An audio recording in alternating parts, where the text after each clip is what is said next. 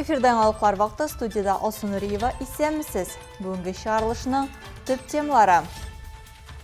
Установка глухой конструкции между участками допускается, если соседи дали письменное согласие и если правление товарищества не возражает против такого решения. Бик һәм тоташ құйма үшін жауап бер. Росреестр құймалар ясау қағиделері турында сөйлейм. Мы вызывали скорую, скорая к нам просто не заехала. Асфальт урынына пішірақ һәм күлләуклер. Бұлғар икі халқы юлларына зарлана. Қойтсақ та, ятсақ та, гершул тема, гершул театр, кем ничего не, өзімізге нинди замечаниялар, ясап бір-бірімізге замечаниялар, гершул темалар шешіп, тіндер кешілер ұзды бізне шылай. Көңіллер рухи азық алам. Республикабыз халықара театр күнін белгілеп өтті.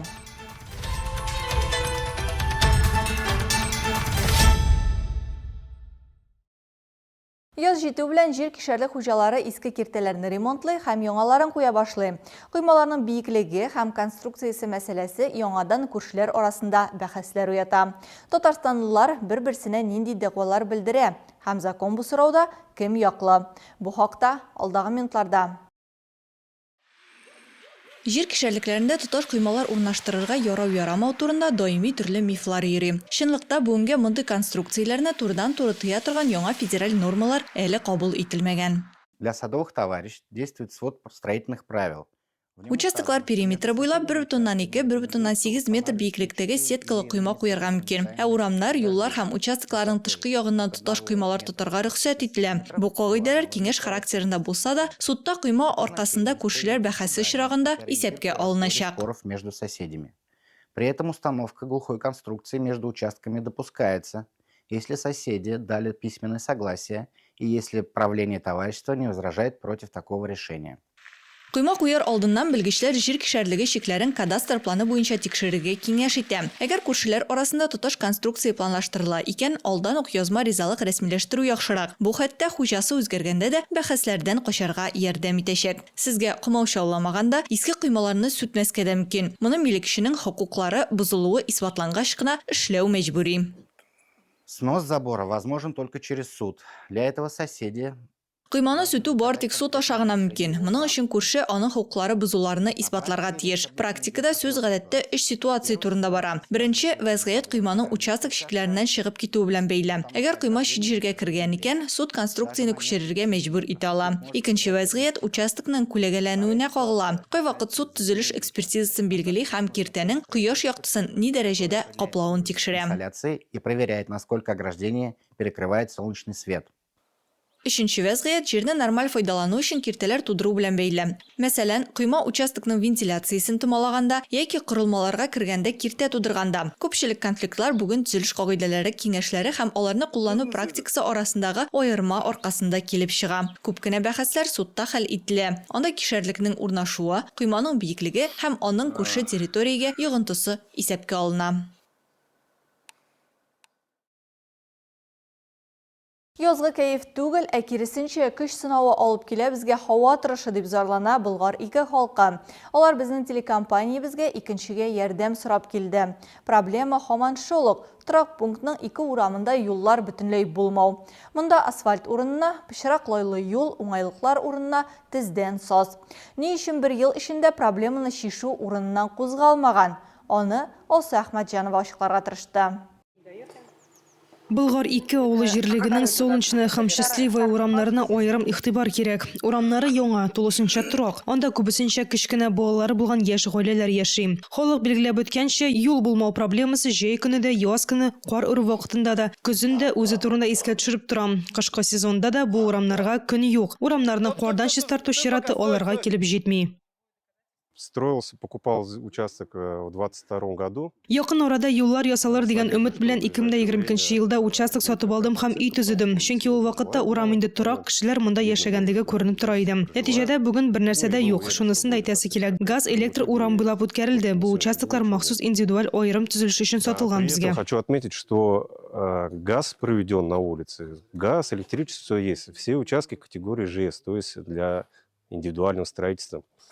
Богдановлар гаиләсендә узган елның май аенда күптән көтелгән вакыйга булган. Алар берничә ел дәвамында төзегән яңа йортларына күченгәннәр. Ләкин шатлыклары озакка бармый. Бер елга якын шушы җирлектә яшәү дәверендә алар яңа йортларның цивилизациядән артта калганын аңлый. Бүген эшкә бару һәм кайту гына да авыр сынау. Алар машинаны берничә йөз метр ераклыкта калдыралар. Аяк киемен резин итеккә алыштыралар һәм бу күңелсез квестны ким дигәндә көненә 2 тапкыр узалар. Не проехать, не пройти. Сколько раз уже на легковых автомобилях. Җәяүдә йөреп булмый, машина белән дә ничә тапкыр шушында баттык. Кышкы чорда трактор килә алмый, чөнки безнең авыл советында без 9нчы авыл. Еш кына шәхси тракторны Новоникольсктан чакыртабыз. Безнең үтенечебез Солнечная һәм Счастливая урамнарына каты ташлы юл булса да җәйсәләр иде. Часто вызывали частный трактор с Новоникольска.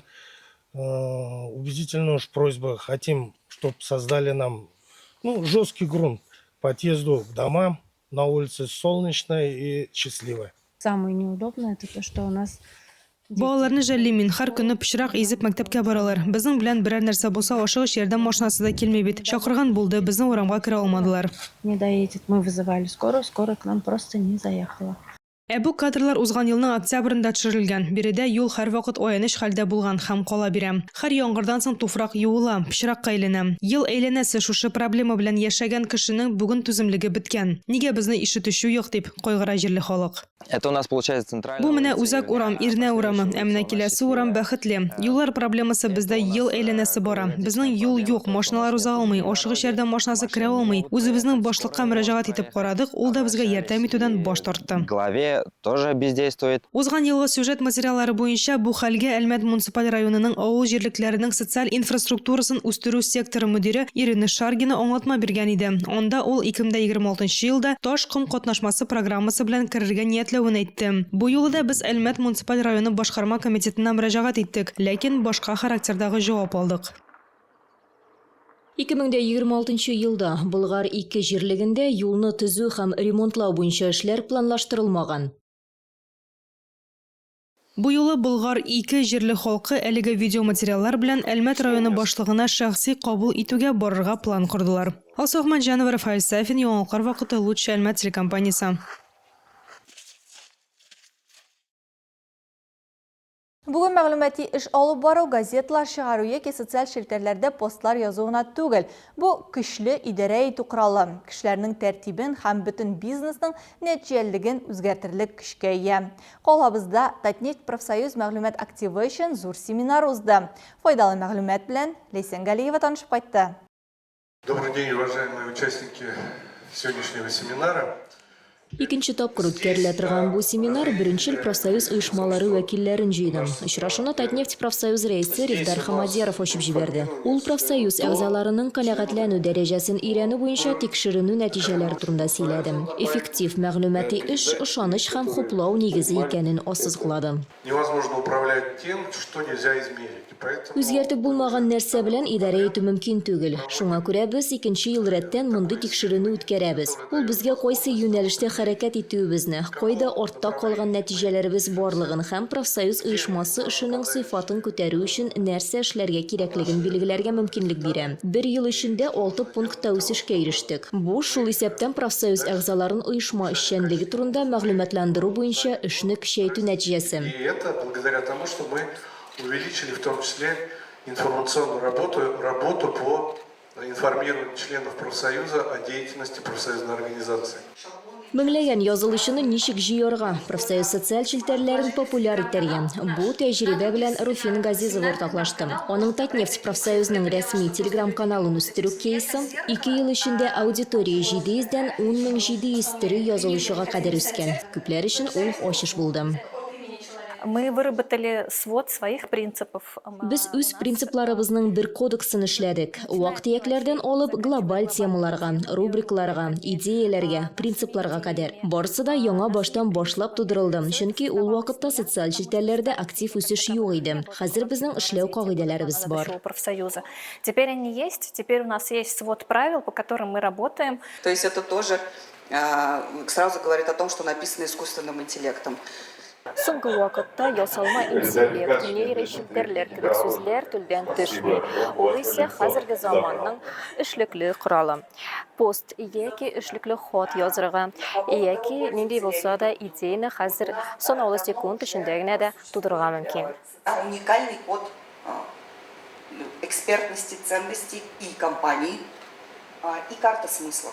То есть вот и это тоже делается с помощью промптов. То есть вы Чараның интерактив форматы катнашучыларга докладны тыңлап кына калмыйча, актив рәвештә сораулар бирергә, экспертлардан туры һәм җентекле җаваплар алырга мөмкинлек бирде. Билгеле булганча, соңгы вакытта күп кенә мессенджерларның эшләү рәтен ачрайды. Күбесе инде үз төркемнәрен Max платформасында да ачып җибәргәннәр. Оешмаларның мөһим мәгълүматлары шунда бастырылып бара.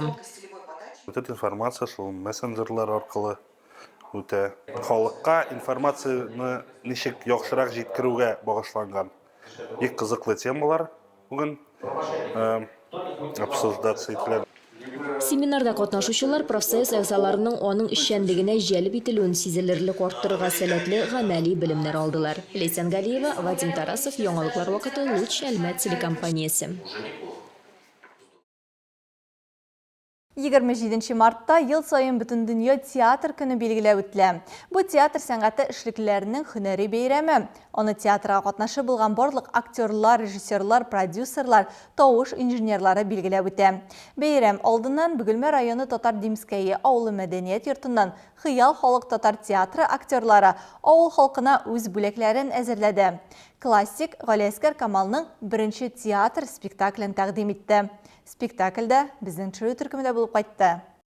1906 ел Казанда беренче татар спектакле күрсәтүгә әзерләнә. Бар халык шушы яңалыкны көтә. Яшьләр спектакль карарга омтыла, өлкән буын киресенчә күрсәтүне тыярга тырыша. Бу вакыйга беренче театр спектаклендә бөтен нечкәлекләре белән тәкъдим ителә. Шуңа күрә Хыял татар халык театры актерлары бу спектакльне сайлап алганда инде. Татар театры сәхнәгә чыгуга быел 120 ел тула. Беренче театр инде ул 120 ел элек Казанда булган вакыйгаларны күрсәтә. Ул вакытта спектакльләрне инде шимбәчеләр агымы куеп йөри. Күбесенчә алар иратлар булалар. Араларында бик сирәк кенә хатын-кызлар булса да, күп кенә рольләрне хатын-кыз рольләрен иратлар башкаралар. Шуңа күрә инде бездә шушы вакыйгаларны киридән кайтарып, инде үзебезнең авыл халкына күрсәтеп алыйк дип беренче театрны сайлап алдык. Беренче театр спектакле күп кенә актерлар өчен беренче спектакль булды. Вәлиевлар гаиләсеннән биредә 3 кеше катнаша. Ирле-хатынлы Роза һәм Фәһим Вәлиевлар бойның килене һәм улы, Факыйха һәм Хәбиб Рахман ролен башкаралар. Безнең гаилә өчен бу бер хобби булып китте. Күңелле булды. Репетицияларга йөргәндә дә шулай. Кайтсак та, ятсак та, гел шул тема, гел шул театр, кем ничек уйный, үзебезгә нинди замечаниялар ясап, бер-беребезгә замечаниялар ясап, гел шул темалар чәчеп, төндәр кичләр узды безнең шулай. Театр нурга илтә инде дә, менә Рамазан аенда да ул безнең өчен нур булды инде. Спектакльдә 7 кеше катнаша. 4 ир-егет һәм 3 хатын-кыз. Барысы да авыл үзешчәннәре, мәдәнияткә гашыйк кешеләр. Мин Вәли ролендә миңа Вәли булып уйнавым ошады. Образга да кирип киттем, ничек уйнарга икәнен аңладым. Бик күңелле инде булай ошады. Тамашачы спектакльнең куелышы, декорацияләре һәм артистларның костюмнары белән сокланып утырды. Комедия башыннан ахырына кадәр алкышлар, көлке белән бәйләнеп барды.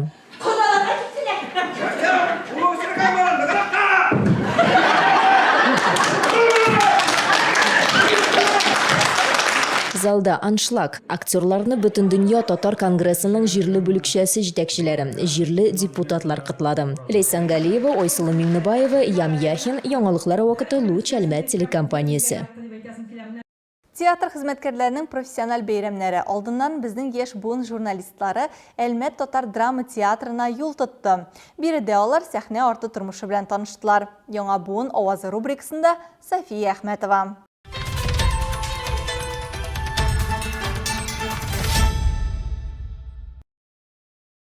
Театр өлгештән башлана диләр. Күпләр аны өс киемне салып, номер алуына дип кабул итә. Әмма ул алай түгел. Шынлыкта бу мугҗизаның шул бусагадан башлануы турында. Театрда бит бәләкәй рольләр юк. Һәркем халык артистынан алып билет сатучыга кадәр бу атмосфераны тудыруда катнаша. Шулай, мәсәлән, Әлмәт театры, костюмнар цехы үзе бер аерым сәнгать дөньясы. Монда йөзләгән киемнәр саклана. Аларны кайберләре театр белән бергә туып, 80 еллык тарихны үз эшенә алган. Ә сезнең театрда барлыгы ничә костюм бар? Санагыгызны бармы? Безнең театрыбызда костюмнарның соны иксез-чиксез. Чөнки менә бер спектакльдә безнең 20 кеше катнаша. Ә ул 20 кеше 4 тапкыр костюм алыштырырга мөмкин. Шуңа күрә безнең менә спектакльләребез бит әле репертуарда 44. Элеккегәрәк спектакльдә чыга икән, без ул вакытта костюмнарны сойлап үзебез киябез. Аларны безнең костюмерный цехта Лилия Кузнецова, безнең бик яхшы костюм цехы җитәкчесе, һәм ул бик яхшы сыйфатта костюмнарны саклый.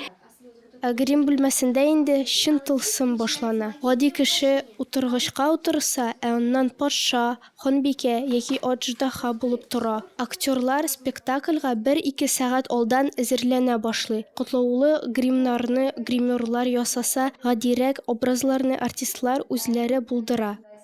Гримның төрлесе була. Катлаулы гримнар була.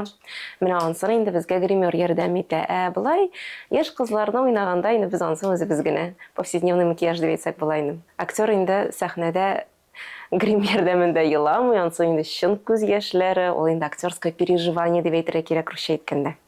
Репетицияләр залында да тормыш кайның. Шын актер һәрвакыт борчыла икән, борчылу бесә уйнау да туктый ди алар. Кайчакта актерлар импровизацияле бу осталыкны бер төрә. Спектакль «Йорт», если я не ошибаюсь, да, как раз-таки смотрел, Рустам Миниханов приезжал. У нас есть спектакль, как раз-таки посвященный нашему зданию, называется он «Йорт». Это иммерсивный спектакль, и он проходит, представляете, не просто на сцене, а он проходит по всему театру. Әлмәт театрының тарихы бай. Ул 1944 елда Бөек Ватан сугышы барган чакта ачылган. Нефть җиңү корылына әверелгән чорда монда артистлар килеп театр төзегән. Гыйбадулла һәм Сания Хабибовлар, Кайсым Еникиев, Тахира Яббарова, алар легендага әверелгән исемнәр. Авылларга күчмә спектакльләр белән йөргәннәр, реквизитларны үзләре тартып йөрткәннәр. Бүген дә театрда дистәләгән кеше хезмәт куя. Яктыртучылар, тавыш режиссерлар, сәхнә машинистлары, монтировщиклар, аларның һәрберсе спектакльнең уңышы тәкъмин итә. София Ахметова, Лейсән Галиева, Олия Муратова, Яңаклар вакыты, Луч Әлмәт телекомпаниясе.